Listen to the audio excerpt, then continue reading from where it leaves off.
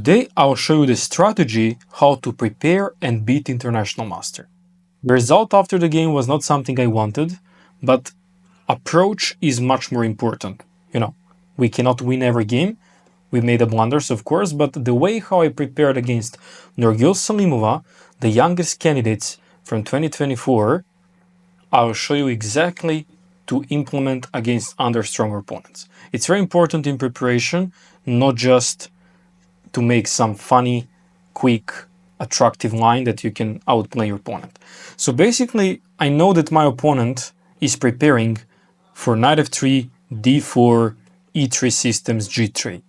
And I completely surprised her with a move e4. I'm not playing this myself that much. Sometimes I'm playing in blitz rapid games, but I surprised her with e4. And now she was thinking to play Caro-Kann or e5. e5 is her main repertoire, what I've seen from the games that during my preparation. Now knight f3 and knight c6. So in this position I can play Italian, I can play Ruy Lopez, I can play Scotch. She actually played many Scotch games in the tournament and I wanted to copy something, but not really to went for the Scotch, and then I played the move knight c3. And already in this move she understood that I am on my way to show her what is my preparation, and here instead of knight f6 what she was playing on the tournament, she played this move d6, which is something not good according to engines, not good for the modern theory, because white is getting quick center and this is not good to close the dark square bishop here. Bishop g4 is something she continued. You see that evaluation bar is actually going in my favor, and here is exactly the way how to not fall apart in these situations. For example, if I take on e5, this is already not good for white, because even though they can take with the pawn, even though black can take with a knight, I think so. I think with the pawn is actually much better because it's reopening the bishop and also going for the queen trade, and if I just accept this, I think this is not good for me because I have a lot of problems with the king now and I can quickly collapse in these positions if I'm not prepared. So in this case, of course, I decided to close the center, something which is in my style, to play it close positions. And if you like close positions, you can play for this. If you don't like close positions, I'm recommending here, for example, to play bishop b5 move and continue with the pressure. I immediately go d5, she went for this, I went bishop e2, which is not the best option. Of course, I can play bishop e3 or queen e3 here, which is more precise. The reason why not bishop e2, because she will simply take, and now bishop pair is very important. White is still fine, but something I didn't like here because I lost bishop pair. And now how to play this position, since we got a lot of space. Voluntarily she brought the bishop back, something I was surprised. I was expecting more something like a6, honestly, to stop queen b5, because queen b5 is actually a big threat. But she went bishop d7, a little bit passive decision, and now I understood that I need to take some space. I know that she will play g6, bishop g7, f5 later, knight f6. That's her plan, so I need to do something about that. I went a4, and not just that, a4 is a great thing to grab the space on the queen side, since I know the plans of c6 to break my pawn center is also there, in style of transposing later in some Sicilian, like Sveshnikov, Kalashnikov structures. After a4, I was expecting maybe a6 or just ignoring this move until I play a5, and then she will play a6, but she went for a5, which is completely out of the structure, as black cannot play this position like this. This is something I understood on the spot, that a5 is a very big mistake in strategical point of view. Now I have b5 square in the long run, and also there is no any more c6 moves. She can't anymore prepare a6 b5. So I think this move is not good. This move didn't put me out of my let's say comfort zone. Now I went here castles, and she went g6. It's very normal that black wants just to stabilize position with the development. And now, how would you improve your position? You need some play in the middle, because you close it, you need to make some breaks now. 92. I can also play 91 and 93, but I picked for the variation to brought my knight on c4, since on c4 I'm having more targets. Simply my knight is targeting here, also supporting center, and looks more comfortable. It's actually the knight position. Knight c4, knight e7, and now of course f4. So it's time to make a break. I was expecting from her to take, honestly. Then I would retake with my bishop, and after castle, something maybe she didn't like is the move e5. Which I think is something I won't play, because now I'm giving the access for the knight on f5 here, and if I take on d6, I think that she can even maybe retake with a pawn and play with the pawn down. There's also some rook e8 options, and I just generally don't like that I gave this square for the knight. Also later on queen can enter, and I want to open, but not this way. Since she has a bishop there, I don't want to let her all these compensations. So my plan is actually not to push here immediately. I was planning to play something quiet, maybe to bring my rook here or to play king h1, something like that. But she decided, which surprised me a lot, to play castles.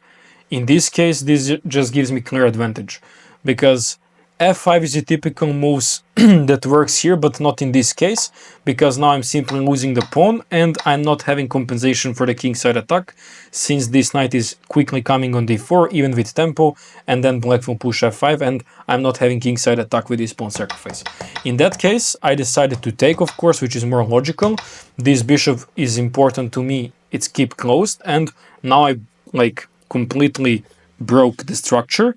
So my open f line is there. There is no problems with this diagonal. There is no knight on f6, which is important to me. So knight on e7 is completely misplaced. Instead of what she should do, I think, here is to play knight on f6. But I think she didn't like, again, the move f4. And after take, maybe there is some move even e5, yeah? That's something what works for white now. And if they take, I think now even d6 or something. Oh no, d6 is actually bad. Is there any? Yeah, queen takes e5 simply, queen e7, and I think now maybe even just take the queen or rook e1 or something like that. Like, white's position is just amazing here, if you see. So something what she wants is to play quickly knight h5 and then to jump on f4. It's a typical for these structures, but black decided to go knight e7, and she should accept this position, but she didn't, and now actually this is the moment where the trouble starts for her. Bishop g5, f6, something I want, like something I want to build another wall of pawns in front of her bishop, and this bishop just permanently was closed during the game.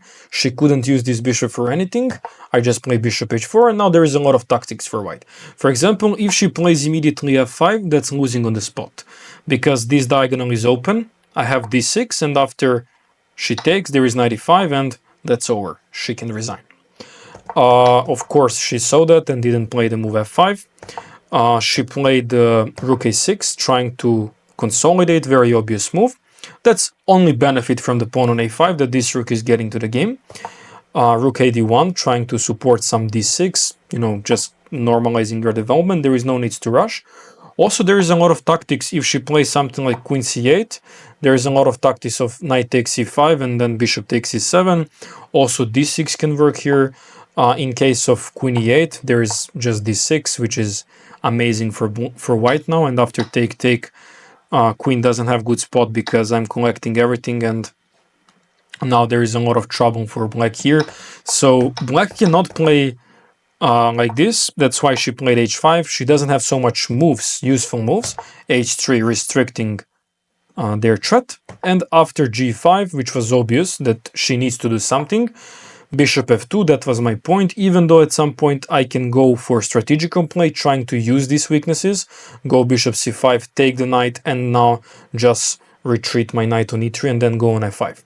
So bishop f2, g4, so she is actually looking for some counterplay, but the pawns are just attacking, so this is not scared. Don't be scared about this kind of stuff. d6, when someone is pushing on the side, we push on the other side, in this case in the middle, just because we got this perfect piece control. Like, look at these knights, look at the queen, rook, bishop, everything is perfect for the middle break. And of course she didn't take, because taking will lead to disaster. I'm having knight takes b7 threats again. There is also queen c4 with some sort of checks. Yeah, this is just bad for black for sure.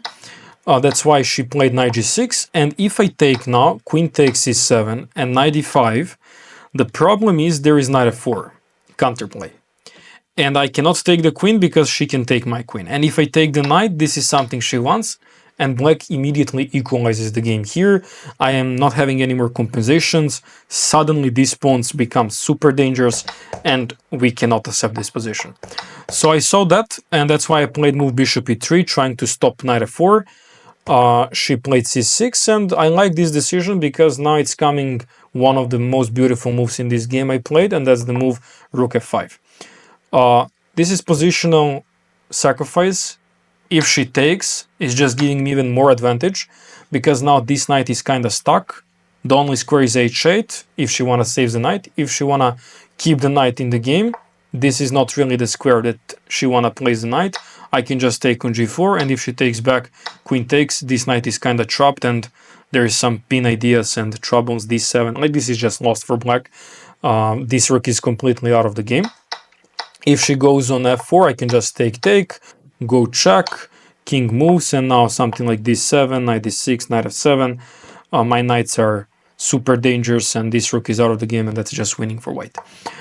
So of course she didn't want to take this because this will be completely disaster for her. Instead of that, she played b5, and this move is challenging because trying to move my knight out of the c4, which is a strong piece. That's also why I have a4 at the very beginning of the game, but I don't need to move my knight.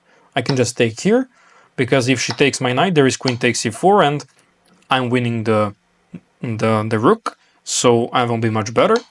So I took on g4, she took back, and in this case I decided to place my knight on e3, which is a good move, but maybe just instead of that I should go for this position and take on g6, and she never can take here because I am always having d7, then bishop h6, then knight e4, and it's just collapsing for her. Like, rooks are not there to make any sort of trouble to me, and bishop is out of the game, d7 is really dangerous. So I should accept something like this. I don't know why I didn't went for that. I should keep this rook out of the game. I allow her some play with knight e3. She played queen c8, and now it's questionable what to go for. Should I go for queen g4, or should I go for... Okay, firstly, I anyway included this. And now the question is, should I take on b5 or should I go for queen takes g4? And I was thinking here, if I take on b5, she will take on f5, I will take back here, she will take on f5, I will give her this check, king h8, and now I will play knight c7, which wins the rook. But the problem I saw here is maybe some g3, queen h5, queen h2 ideas, but I was too scared about this, so I should not be scared and enter this position, because now rook needs to be sacrificed at least for the pawn, because rook is almost trapped. And after rook d6, she doesn't have so much moves. Knight is going to trade more pieces. I'm just piece up, and I need to trade the pieces. That's it. Like, I will win the game. I saw that, but for some reason I thought that queen g4 is much stronger, which maybe, practically is, because now I'm having target on knight on g6, also check my threats. She played king f7, I took now, she went rook h8, and I play knight c7. So my position is, this is winning position. But I lost this.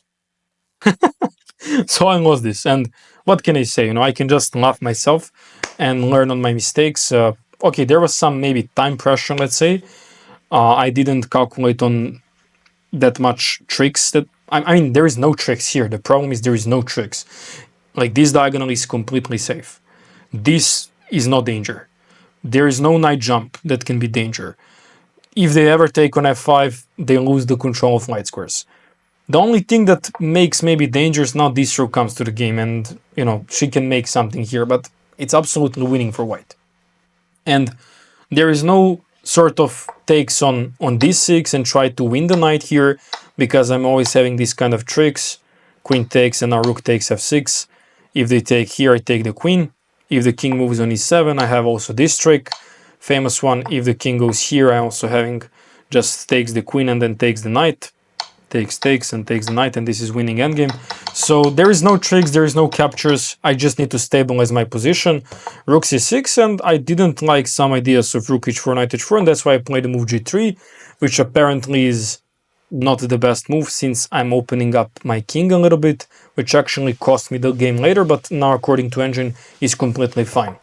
A4, and I thought here that I can take, but this is not good. This is the moment where I start losing the game.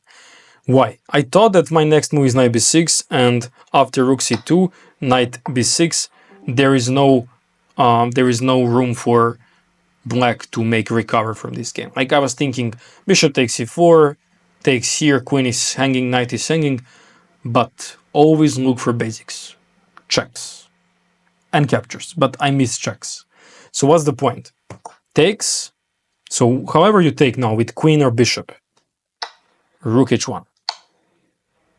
I need to take, and it's not queen b7. I can recover with my knights. It's queen h8. And now I don't have queen h4 because there is the knight.